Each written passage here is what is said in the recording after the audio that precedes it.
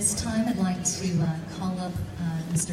David Maeda, the Council Board Chair of the Asian Pacific Council. Mr. Maeda.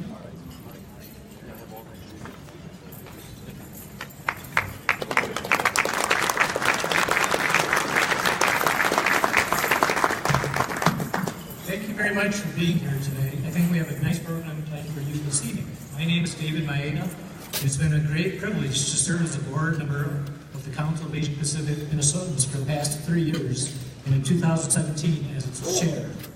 We're here tonight to honor and hear from a great group of leaders in our communities, and I'm absolutely in awe of their contributions and accomplishments. We're also here to commemorate 2 significant anniversaries. The first being the 50th anniversary of the Minnesota Department of Human Rights. We're blessed to have here tonight one of the great leaders of our state, Commissioner Kevin Lindsay, who you'll hear from later. We're also here to recognize this is the 75th anniversary of President Franklin Roosevelt signing an executive order that led to the incarceration of over 120,000 Japanese Americans, including my father's family, at the beginning of World War II. Our keynote speaker tonight, the Honorable Judge Jamie Quirk, will share her thoughts and insights and lessons to be learned from that historic event. The theme of tonight's dinner is Toward a More Perfect Union, and I ask all of you to think about what that really means. All of us in this room, and in this country, and in the state of Minnesota, want a place to feel at home. We all have our own personal stories that define how closer to feeling that sense of union. I want to take a few moments to share a personal story and say a few words about my father, Donald Maeda, who passed away this past January at the age of 92. The loss of my dad has weighed heavy on me this year. When I was growing up, my dad often talked about his life in the internment camp. It's like being in a summer camp. As a teenage boy, it's about wasting time with a group of friends. But the thing that stuck with him that made him realize the gravity of the situation he was in was he had just bought his first car. Dad had a lifelong love of cars and driving cars. He was forced to give up his first car because he obviously couldn't bring it with him to the internment camp. He gave his car to a friend who graciously visited Dad at the camp, but would have to park the car outside the barbed wire fence. Dad said this made him very sad, seeing his car, his gateway to freedom, within reach, but out of his grasp. Throughout his life, Dad had a lot of questions about the world around him. In the end, the questions became more and more philosophical. There were questions about the promises of our country, both delivered and broken, questions about the concepts of freedom and the place you find yourself in at any given time that can truly be called a home. What is a home? Whether you have survived a refugee experience, or you are an immigrant to our country, or you were born here in the United States, what do you consider your true home?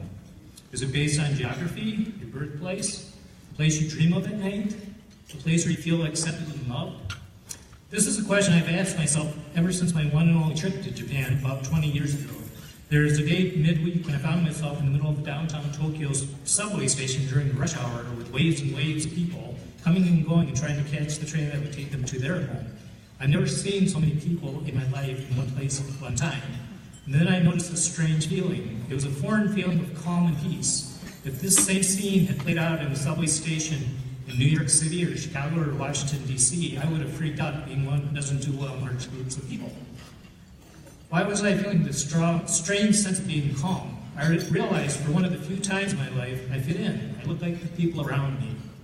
I blended into the mass of humanity. Back home in Minnesota, this has seldom been the case. In grade school, junior high, and high school, I was one of the few racial minorities in my class. In my workplaces, this has also been true. I hadn't realized subconsciously how much this has always played on my mind.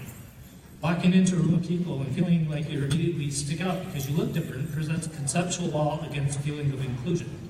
I'm sure that's something many of you in this room know something about.